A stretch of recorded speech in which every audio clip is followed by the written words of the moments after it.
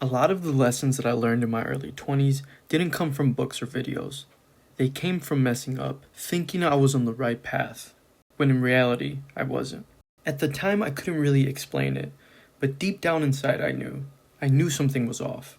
If you're in your 20s right now and feel like you're just floating, like you're living a life that doesn't actually feel like yours, then this might be for you. These are 3 things that I wish someone taught me sooner. The first one is putting far too much emphasis on the script society prescribes. As I've gotten older and grown through my mistakes, I've started to realize that the feeling that I always had deep down inside but couldn't contextualize was actually right. That feeling of only being a part of something because it's considered the societal norm. But feeling disconnected with the environment. When you're pushed into being an adult at the age of 18, or for some even sooner, we're faced with our first tough decision. Go to uni or carve your own path. By this point, many people are already used to having a script chosen for them. Take the education system, for example. It gives you a foundation, yeah, sure. But it's awful at teaching you how to actually make decisions. Everything's laid out for you. Classes are pre-selected.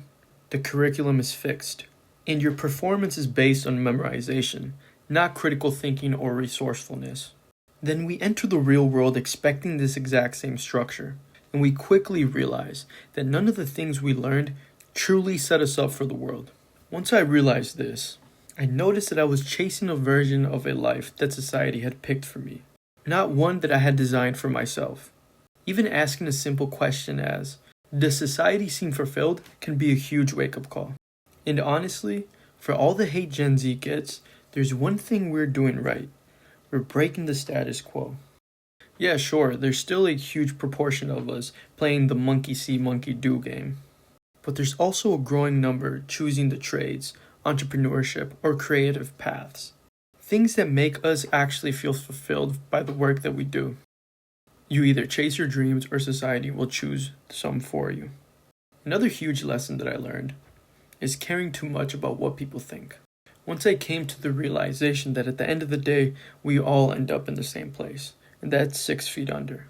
I started to truly grasp how little people's opinion actually matters. Life already has enough challenges on the day-to-day.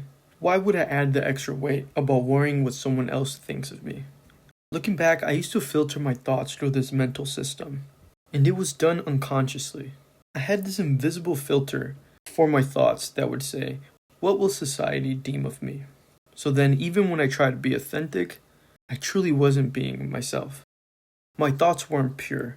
They were filtered through fear. But that started to shift once I started working on my shadow self, bringing those unconscious fears into the light and dealing with them directly. And honestly, it gave me relief. And I also became far less risk averse. One exercise that really helped me was putting names to fear. Example, let's say you're dealing with social anxiety.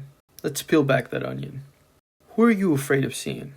An ex, an old friend, someone whom wronged you or whom you wronged? You'll quickly realize you've probably missed out on so many memories, just to avoid the possibility of being judged by a few people who probably wouldn't care if you died tomorrow. When I understood that, a huge burden was lifted off my shoulders. And for the first time in years, I felt present in social situations. Instead of instantly going into fight or flight mode, I was able to enjoy the present. There's a quote that comes up to mind. In your 20s, you're worried about what people think of you. In your 30s, you stop caring. And in your 40s, you realize that no one was thinking about you to begin with. So if you're going to eventually get to that point, why not get there now? Another huge lesson that I learned was waiting for the perfect time. There's a popular Chinese proverb that says, the best time to plant a tree was 20 years ago. The second best time is now. Younger me used to say, when X happens, I'll finally start. When I fix my health, I'll enjoy life. When the economy gets better, I'll finally start that business. But the truth is, there's never a perfect time to start anything.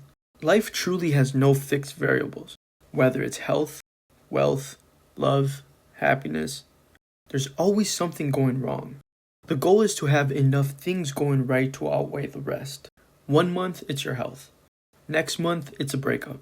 Then your car breaks down. Then it's your finances. Ask yourself, when was the last time everything in your life was perfect? I bet it's hard to even come up with an example. A big part of adulthood is just cleaning up the messes as you go. Working on your goals while also fixing whatever broke that week. And if you're waiting for a perfect moment to get started, then you'll be waiting forever. With that being said, if there's one thing I hope for all of us, is that we stop waiting and start building something that actually feels like ours. I'm not here to give advice. I'm just sharing a few lessons I've picked up on the journey.